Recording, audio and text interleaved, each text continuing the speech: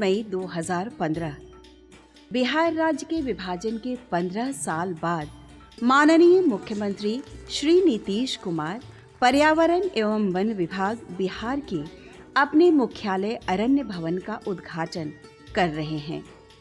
सन 2000 में बिहार राज्य के विभाजन के पश्चात विभाग के पास अपना मुख्यालय तक नहीं था। बिहार के हिस्से में मात्र 6,845 वर्ग किलोमीटर प्राकृतिक वन क्षेत्र आया, जो कुल भौगोलिक क्षेत्रफल 94,163 वर्ग किलोमीटर का मात्र 7.27% है। यह प्राकृतिक वन क्षेत्र भी राज्य के कुल 38 जिलों में से मात्र 11 जिलों जैसे पश्चिमी चंपारण, कैमूर, रोहतास, औरंगाबाद, गया, जहानाबाद, नवादा, नालंदा, मुंगेर, बांका तथा जमुई में ही सीमित है। उत्तरी बिहार का पूरा गांगेय क्षेत्र प्रायः प्राकृतिक वनों से विहीन है। ऐसे बिहार को केवल कर्मठ और दूरदर्शी अधिकारियों का दल मिला, जिन्होंने वन विभाग की संपूर्ण संरचना को जड़ से खड़ा किया और व्यवहारिक योजनाओं तथा दूरदर्शी नीतियों से बिहार में वनों का विकास किया। वनवासियों और आम लोगों को वनों से जोड़ा, जो वनों के सतत विकास के लिए जरूरी है। राष्ट्रीय वन नीति के अनुसार बिहार जैसे मैदानी इलाकों वाले राज्य का न्यूनतम 20% भूभाग वृक्षादित होना चाहिए, लेकिन राज्य में सर्वाधिक जनसंख्या घनत्व और उर्वर भूमि के कारण वृक्षादन को बढ़ाना एक कठिन चुनौती थी। वन विभाग ने इस चुनौती को स्वीकार करते हुए हरित आवरण के महत्वाकांक्षी लक्ष्य को प्राप्त करने के लिए बहुआयामी रणनीति अपनाई। एक ओर वन क्षेत्रों को पुनर्वासित करने का कार्य आरंभ किया गया, तो वहीं दूसरी ओर किसानों की भूमि पर वृक्षारोपण को प्रोत्साहित किया गया। परिणाम स्वरूप विगत 10 वर्षों में वानिकी क्षेत्रों के साथ साथ गैर वानिकी क्षेत्रों में वृक्षादन बढ़ाने की दिशा में उत्कृष्ट कार्य किए गए हैं। भारतीय वन संरक्षण संस्थान के वर्ष 2013 के रिपोर्ट के अनुसार राज्य का वृक्षादन 12.86% हो चुका है। राज्य के कृषि रोड मैप में वर्ष 2017 तक वनावरण 15% करने का लक्ष्य निर्धारित है। पारंपरिक वन क्षेत्रों की कमी के कारण गैर वानिकी क्षेत्रों पर ध्यान केंद्रित किया गया। पॉपुलर आधारित कृषि वानिकी योजना वर्ष 2005 में वैशाली जिले से आरंभ की गई, जो अभी पूरे उत्तर बिहार में संचालित है। यह योजना अन्य प्रजातियों के लिए भी चल रही है। इस योजना से किसानों को खेती के अतिरिक्त 50,000 रुपए प्रतिवर्ष की आमदनी होती है, जो राज्य के समावेशी विकास के लक्ष्य को प्राप्त करने में कारगर है। वनावरण के लक्ष्य को प्राप्त करने में सबसे कठिन चुनौती थी रोपण हेतु गुणवत्ता युक्त पौधों की उपलब्धता। इसे देखते हुए विभागीय नर्सरियों का विस्तार एवं सुदृढ़ीकरण किया गया है। अभी राज्य में 70 हेक्टेयर क्षेत्र में अस्थायी पौधशाला स्थापित है, जिनसे प्रतिवर्ष 70 लाख पौधे उत्पादित होते हैं। यह भी पर्याप्त न था। गुणवत्ता युक्त रोपण सामग्री की उपलब्धता बढ़ाने के उद्देश्य से मुख्यमंत्री निजी पौधशाला योजना चलाई गई। इसमें किसान के द्वारा उनकी जमीन पर 20,000 पौधों की 1 यूनिट पौधशाला उगाई जाती है और मांग के अनुरूप प्रजातियों का निर्धारण किया जाता है। इस योजना के तहत 3 वर्षों में 1050 किसान पौधशाला उद्यमी बनाए जा चुके हैं और 20,000 किसानों के द्वारा कुल 2 करोड़ पौधे उगाए गए हैं। पॉपुलर का पौधा भी किसानों के द्वारा उनकी भूमि पर निजी नर्सरी स्थापित कर तैयार किया जाता है। विगत 3 वर्षों में पॉपुलर के 3,000 किसान पौधशाला उद्यमी बनाए जा चुके हैं। उनके द्वारा कुल 4 करोड़ पौधे उगाए गए हैं। उगाए गए पौधों को विभाग द्वारा क्रय कर लिया जाता है और आसपास के इच्छुक किसानों को उनके पसंद के पौधे बरसात के मौसम में खेत, बगान, मेड़ पर लगाने के लिए निःशुल्क दिए जाते हैं। पौधों की देखभाल के लिए कृषकों को प्रोत्साहन राशि भी दी जाती है, जो पहले और दूसरे वर्ष के अंत में 10 रुपए एवं तीसरे वर्ष के अंत में 15 रुपए प्रति पौधा है। बिहार में हम लोगों की प्लांटेशन पॉलिसी है जो इकोसिस्टम अप्रोच पर आधारित है। प्लांटेशन प्रोग्राम हमारा इंडिजिनस वैरायटी पर आधारित है और ये प्राकृतिक वनों में, लेकिन जो किसानों की ज़मीन में हम लोग एग्रोफॉरेस्ट्री करते हैं उसमें हमारी कोशिश होती है कि जो सबसे अच्छी वैरायटी है उसको ही लाएं और किसानों को दें। वनों को लोगों से जोड़ने के लिए इसे स्थानीय उद्योग से जोड़ा गया है। भागलपुर के सिल्क उद्योग से जुड़ा है मुख्यमंत्री तसर विकास परियोजना। इसके तहत कुल रुपए 51 करोड़ की लागत से 8000 हेक्टेयर वन क्षेत्र में तसर खाद्य पादप वृक्षारोपण 2012 से 17 तक की योजना स्वीकृत है। अभी तक 4200 हेक्टेयर में पौधारोपण का कार्य किया जा चुका है। इससे राज्य में तसर सिल्क उद्योग को बढ़ावा मिलेगा।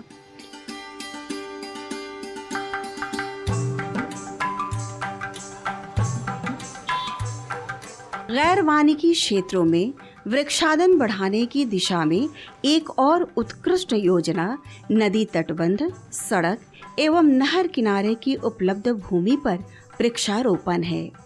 एक ओर यह संरचना की मजबूती बढ़ाती है, वहीं दूसरी ओर हरियाली आवरण भी दिखाती है। विगत 3 वर्षों में कुल 15,000 किलोमीटर में 15 लाख पौधे लगाए गए हैं। वित्तीय वर्ष 2015-16 में 3,617 किलोमीटर में रैखिक यानी लाइन में वृक्षारोपण की जाएगी।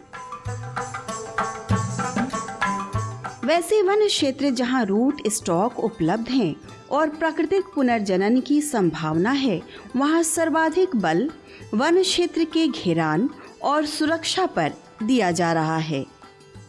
जैविक दबाव जैसे चराई के नियंत्रित होते ही 2-3 वर्षों में ही वह क्षेत्र प्राकृतिक जंगल के रूप में लहलहा उठता है।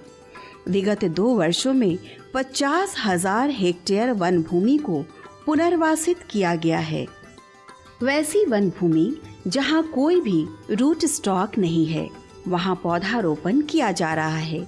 यह कार्बन सिक्वेस्ट्रेशन एवं जलवायु परिवर्तन नियंत्रण में प्रभावकारी कदम है। वन लग जाने के बाद इसका रख रखाव एवं चराई, कटाई, आग आदि से सुरक्षा सबसे महत्वपूर्ण कार्य होता है। इस कार्य हेतु बांका में महिला गश्ती दल का गठन किया गया है, जो महिला सशक्तिकरण का भी उदाहरण है। पुनर्वासित वनों एवं नए लगाए गए वनों को हरा भरा बनाए रखने के लिए बड़े पैमाने पर भूजल संरक्षण के कार्यक्रम चलाए जा रहे हैं। जल की कमी की समस्या से जूझते खास तौर से दक्षिण बिहार के नंगे पहाड़ी क्षेत्र के वनों को पुनर्वासित करने के उद्देश्य से बड़े स्तर पर भूजल संरक्षण की योजनाएं लागू की गई हैं। इसके तहत मिट्टी, पत्थर, सीमेंट व कंक्रीट से बने चेक डैम, कंटूर ट्रेंच, पोखर, तालाब जैसी संरचनाओं का निर्माण किया गया है। इनसे जल की उपलब्धता की अवधि एवं मात्रा बढ़ी है। ग्राउंड वाटर टेबल भी धीरे धीरे ऊपर आ रहा है।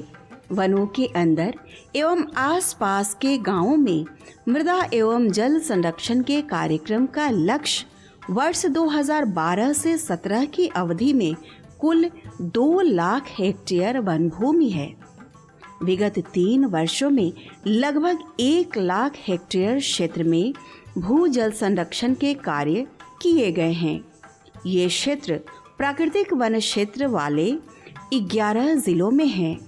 इससे किसानों को सिंचाई के लिए जल एवं आर्द्रता और जंगली जानवरों को पानी की उपलब्धता सुलभ हुई है।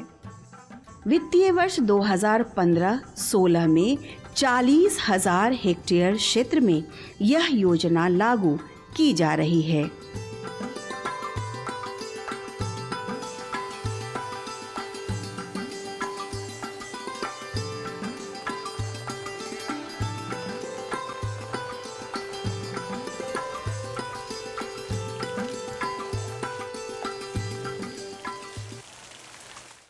हमारे यहाँ बहुत सारे वन क्षेत्र हैं जो ऊपर पहाड़ी क्षेत्र पे है, पठारी क्षेत्र पे हैं। पिछले कई वर्षों में हमारा डिफॉरेस्टेशन होने के कारण ये जो हरित क्षेत्र थे वो हरित नहीं रहे, तो इसीलिए हम लोग विशेष तौर से सॉइल और मॉइस्चर कंजर्वेशन वर्क कर रहे हैं ताकि ये हमारे जो पहाड़ हैं फिर से हरा भरा हो जाए। और राजगीर में, गया में और जीटी रोड के दक्षिण में बहुत सारी पहाड़ियों पे हम लोग का प्रयास काफ़ी सफल रहा है। मृदा एवं भू जल संरक्षण में बांस बहुत उपयोगी होता है। बांस एक और मृदा को बांधने में उपयोगी है जो भू जल संरक्षण में अनिवार्य है, वहीं दूसरी ओर आर्थिक दृष्टि से भी महत्वपूर्ण है। राज्य में किसी एक प्रजाति के विकास की सर्वाधिक संभावना यदि है तो वह बांस है। बांस के पौधों की अनुपलब्धता को देखते हुए उच्च कोटि के बांस के पौधे किसानों को उपलब्ध कराने के लिए टीएनबी कॉलेज भागलपुर में 202.63 लाख रुपए एवं बीएसएस कॉलेज सुपौल में 210 लाख रुपए की लागत से 2 टिश्यू कल्चर प्रयोगशाला सह उत्पादन केंद्र निर्माणाधीन है। वृक्षादन बढ़ाने का काम गांव से शहर तक किया जा रहा है। मुख्यमंत्री शहरी वानिकी योजना में परंपरागत शहरी वानिकी से हटकर शहरों में ग्रीन बेल्ट के निर्माण को प्राथमिकता दी गई है। इसके अंतर्गत गत वर्ष 1.7 लाख पौधे सघन आबादी वाले शहरी क्षेत्रों में सड़कों के किनारे लगाए गए हैं। बिहार के प्रमुख शहरों को वृक्षों से गहन रूप से आच्छादित करने के लक्ष्य पर कार्य किया जा रहा है। यह शहरी क्षेत्र में हरियाली बढ़ाने के साथ प्रदूषण नियंत्रण में भी प्रभावी है। 2014 से हर परिसर हरा परिसर नाम की नई योजना शहरी क्षेत्रों में हरियाली बढ़ाने के उद्देश्य से चलाई जा रही है। इसके अंतर्गत सरकारी एवं गैर सरकारी परिसरों में पौधारोपण किया जा रहा है। वर्ष 2014-15 में 255 परिसरों में कुल 70,317 पौधे रोपित किए गए हैं। वित्तीय वर्ष 2015-16 में 1,272 परिसरों को 2,73,000 पौधे लगाकर हरा भरा किया गया है। स्पष्ट है कि हर हालत में वनावरण और हरियाली को बढ़ाना सरकार का ध्येय है। सघन आबादी वाले क्षेत्रों और भाग दौड़ से भरे जीवन में पार्कों का विशेष महत्व है। ये जैव विविधता को भी संरक्षित करते हैं। पटना में वन विभाग द्वारा विकसित विश्व स्तरीय राजधानी वाटिका देश के चुने हुए पार्कों में से एक है, जहां प्रतिवर्ष 13 से 14 लाख लोग आते हैं।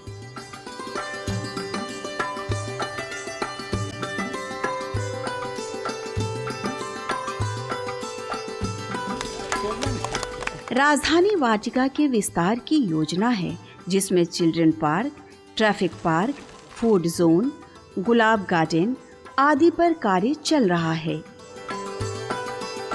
गया के पीपर घट्टी में जैव विविधता पार्क का निर्माण किया जा रहा है।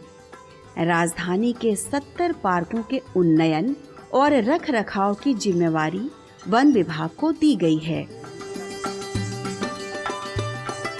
भारत का पहला प्रदेश है जहां पर फ्लोरल डाइवर्सिटी का सर्वेक्षण कार्य करा गया। यह सर्वेक्षण कार्य फॉरेस्ट रिसर्च इंस्टीट्यूट के द्वारा किया गया। कुछ प्रजातियां जिसको हम लोग समझते थे कि ये लुप्त हो गई हैं या लुप्त प्राय हैं, उनकी भी रिपोर्टिंग काफ़ी बड़ी संख्या में हुई। अब अगर जैव प्राणी संरक्षण की बात करें तो देश के 7 बड़े चिड़ियाघरों में से एक संजय गांधी जैविक उद्यान बिहार का एकमात्र चिड़ियाघर है। कुल 153 एकड़ में विस्तारित इस जैविक उद्यान में 100 प्रजातियों के 1180 वन्य प्राणियों का संरक्षण एवं संवर्धन किया जा रहा है। गैंडा प्रजनन में एशिया के सबसे बड़े केंद्र एवं विश्व में दूसरे सबसे बड़े केंद्र के रूप में ख्याति प्राप्त है। यहाँ शेर, बाघ, भालू, जिराफ जैसी महत्वपूर्ण प्रजातियों का प्रजनन हो रहा है। राजगीर में एक जू सफारी को स्थापित करने की अनुमति राष्ट्रीय वन्य प्राणी परिषद द्वारा दे दी गई है, जिस पर कार्य आरंभ है। राज्य के प्राकृतिक वन्य क्षेत्रों के लगभग आधे क्षेत्रफल में वन्य प्राणी आश्रयनी एवं जलीय पक्षी आश्रयनी है। वाल्मीकि व्याघ्र आरक्ष राज्य का एकमात्र राष्ट्रीय उद्यान है। वाल्मीकि व्याघ्र आरक्ष में वर्ष 2010 में बाघों की संख्या 8 थी, जो अभी के सर्वेक्षण में 28 है। भारत सरकार द्वारा आरक्ष के प्रबंधन के मूल्यांकन के आधार पर इसे संतोषजनक की श्रेणी से 2 पायदान उत्क्रमित कर बहुत अच्छे आरक्ष की श्रेणी में रखा गया है। इको पर्यटन की सुविधाएं वाल्मीकि नगर, राजगीर और ककोलत में विकसित की जा रही हैं। श्री नंदकिशोर तत्कालीन वन प्रमंडल पदाधिकारी, वाल्मीकि व्याघ्र परियोजना के उप निदेशक को बाघ पुनर्वास में बेहतरीन कार्य के लिए WWF एवं पाटा के संयुक्त तत्वावधान में 2015 में बाघ मित्र पुरस्कार दिया गया है। राज्य में कुल 11 आश्रयनी है, जिनमें से कैमूर वन्य प्राणी आश्रयनी की प्रबंधन योजना तैयार है। शेष की प्रबंधन योजना प्रक्रियाधीन है। कैमूर वन्य प्राणी आश्रयनी में प्रबंधन योजना के अनुसार हैबिटेट विकास के कार्य कराए जा रहे हैं। साथ ही इको विकास के तहत अधौरा के दूरस्थ पठारी क्षेत्र में ग्रामीणों के पशु संसाधन की उत्पादकता उन्नयन संबंधित पायलट स्कीम चलाई जा रही है। वन क्षेत्र के आसपास स्थित गांवों में लोगों को वन प्रबंधन की योजना से जोड़ते हुए भारत सरकार द्वारा प्रायोजित ग्रीन इंडिया मिशन के प्रथम चरण के अंतर्गत समिति की अनुशंसा के अनुरूप विकास के कार्य जैसे चापाकल, सोलर लाइट, बैठका, तालाब, सड़क आदि बनाने के कार्य किए जा रहे हैं। विलेज कम्युनिटीज़ जो हमारे जंगल क्षेत्र में रहते हैं, उनको विकसित करने की नितांत आवश्यकता है, क्योंकि जो नॉर्मल स्कीम्स होते हैं वो वन क्षेत्रों में नहीं पहुंच पाते हैं। इसीलिए हम लोग चाहते हैं कि जॉइंट फॉरेस्ट्री मैनेजमेंट और हमारे इको डेवलपमेंट कमिटीज़ के माध्यम से ऐसी योजनाएं ली जाएं जो वहाँ उनके इकोनॉमी को डेवलप करें और उनको अपने आत्मनिर्भर करें। नागी डैम, नकटी डैम, कुशेश्वर स्थान, सलीम अलीम जुब्बा सहनी बरैला झील, कांवर झील पक्षी आश्रयनी है, जहां प्रवासी पक्षी प्रजनन के लिए आते हैं। ये पक्षियों के संरक्षण एवं दर्शन के लिए महत्वपूर्ण स्थान है। भागलपुर में गंगा और कोसी के बीच लुप्तप्राय पक्षी गरुड़ का प्रजनन स्थल है।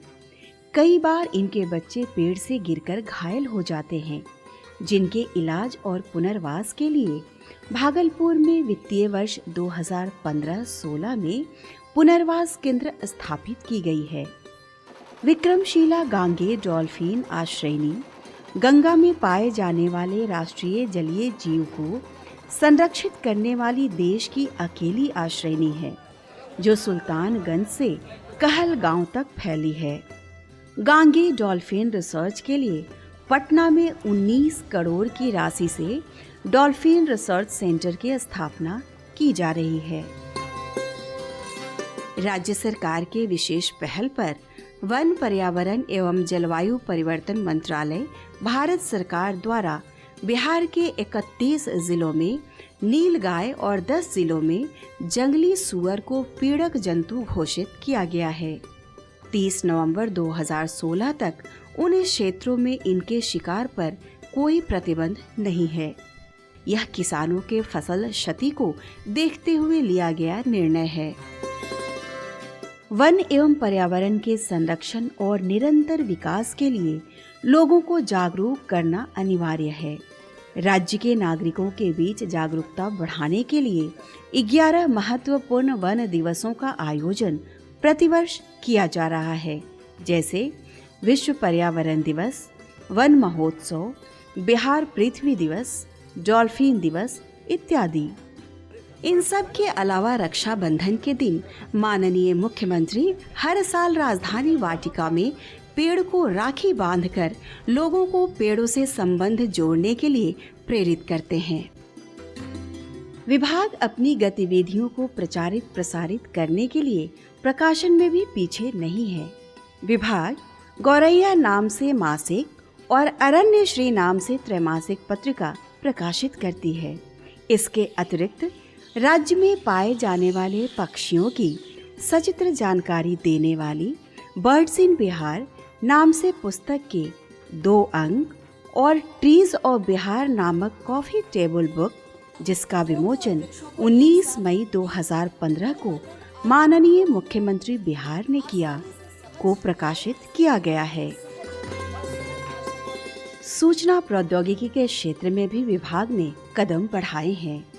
वन मानचित्रों का अंकीकरण यानी डिजिटाइजेशन किया गया है। विभाग द्वारा किए जा रहे कार्यों के अनुश्रवण हेतु एंड्रॉयड फोन पर आधारित ई प्लांटेशन एवं ई नर्सरी प्रणाली लागू की गई है।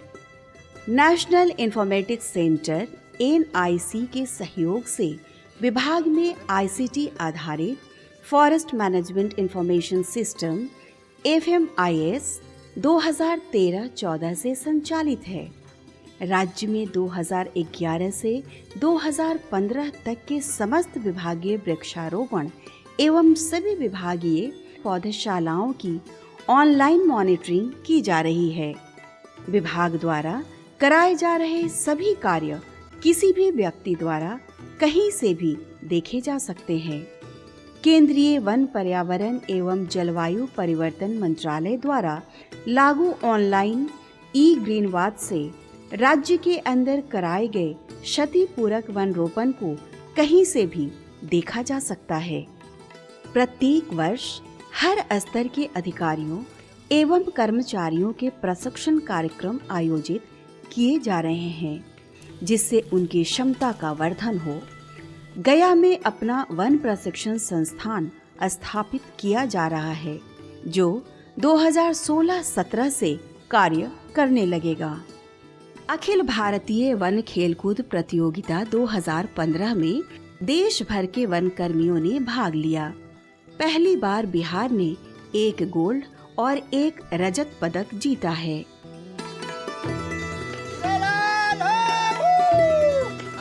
सुनिए इधर आइए अभी आइए।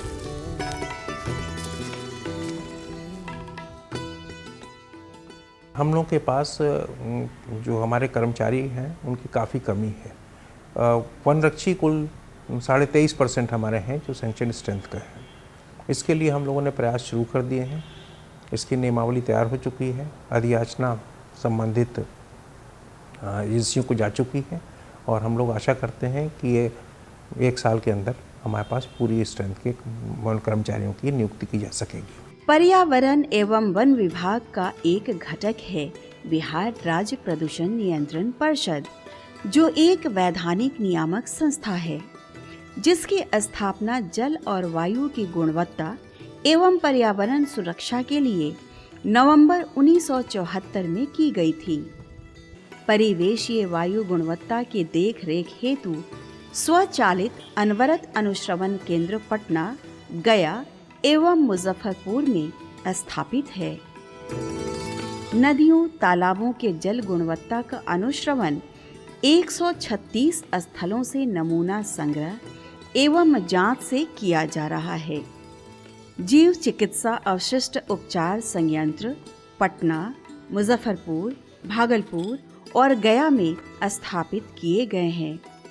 राज्य के सभी औद्योगिक इकाइयों में प्रदूषण नियंत्रण का अनुश्रवण सफलतापूर्वक किया जा रहा है। पटना में 5 ध्वनि प्रदूषण अनुश्रवण स्टेशन कार्यरत हैं। औद्योगिक इकाई के लिए ऑनलाइन सहमति प्रबंधन प्रणाली लागू की जा चुकी है। वर्ष 2014-15 में मुजफ्फरपुर परिषद का क्षेत्रीय कार्यालय सह प्रयोगशाला का उद्घाटन कराया गया है। बोतलबंद पानी के उपयोग से पर्यावरण को होने वाली क्षति को देखते हुए विभागीय कार्यक्रमों में बोतल बंद पानी का उपयोग वर्जित किया गया है। वाहनों द्वारा फैलाए जा रहे प्रदूषण को कम करने के लिए साइकिल चलाओ पर्यावरण बचाओ योजना की शुरुआत वर्ष 2014-15 में की गई। लोगों में जागरूकता लाने के उद्देश्य से यह कार्यक्रम जिला स्तर तक चलाया जा रहा है, जिसका मुख्य उद्देश्य लोगों के स्वास्थ्य वर्धन के साथ प्रदूषण कम करना है। पर्यावरण के बिंदु पर हमको अपने जनसंख्या को भी ध्यान में रखना पड़ता है कि हमारे पास करीब 10 करोड़ की आबादी है और इसमें अगर लाइफस्टाइल चेंजेस हम लाते हैं तो पर्यावरण पे बहुत सारा इम्पैक्ट कर पाते हैं। पेट बॉटल का उपयोग नहीं किया जाना, प्लास्टिक का उपयोग नहीं किया जाना, साइकिल का उपयोग किया जाना, ये छोटी छोटी चीज़ हैं जिसको हम लोग पब्लिक को बताना चाह रहे हैं कि इसको आप लोग शिफ्ट करें अपने लाइफस्टाइल को, तो यहाँ पर हमारे कार्बन फुटप्रिंट्स में काफ़ी कमी आएगी। ईंट भट्ठा के लिए हम लोग क्लीन टेक्नोलॉजी पर विशेष महत्व देना चाह रहे हैं और आने वाले दिनों में जो हमारा pollution control board consent to establish देता है और या कंसेंट टू ऑपरेट देता है, उसमें हम ये कंडीशन लगा रहे हैं कि हमारे जितने ईंट भट्टा हो वो क्लीन टेक्नोलॉजी यूज़ करें, ताकि जो हमारा PM 2.5 का जो ये है मटेरियल है वो कम से कम निकले, बाहर जाए। राष्ट्रीय वन नीति 1988 के अनुरूप भारत सरकार की निधि से सभी योजनाओं का कार्यान्वयन संयुक्त वन प्रबंधन व्यवस्था के अंतर्गत ग्राम वन प्रबंधन एवं सुरक्षा समिति द्वारा किया जा रहा है। राज्य में कुल 723 संयुक्त वन प्रबंधन समिति गठित है। तदनुरूप राज्य के प्राकृतिक वन क्षेत्रों में कुल 10 वन विकास अभिकरण सोसाइटी रजिस्ट्रेशन एक्ट के तहत गठित है और इनके संघ के रूप में राज्य स्तरीय बिहार राज्य वन विकास अभिकरण गठित है। वन विकास अभिकरणों द्वारा संरक्षित क्षेत्रों में इको विकास समिति एवं गैर संरक्षित क्षेत्रों में संयुक्त वन प्रबंधन समिति के माध्यम से सभी कार्य कराए जा रहे हैं। वन प्रबंधन समिति द्वारा हर्बल गुलाल व अन्य वनोपज से कई सामान तैयार किया जा रहा है। राज्य के संकल्प के अनुसार वन क्षेत्रों के प्रबंधन से होने वाले आय का 90% संयुक्त वन प्रबंधन समिति को दिया जाना है। वनों से प्राप्त होने वाले गैर काष्ठ वनोपज के बेहतर प्रबंधन से राजस्व को बढ़ाने की दिशा में प्रयास किया जा रहा है। इस उद्देश्य की पूर्ति के लिए बिहार वानिकी विकास निगम को पुनर्जीवित किया गया है।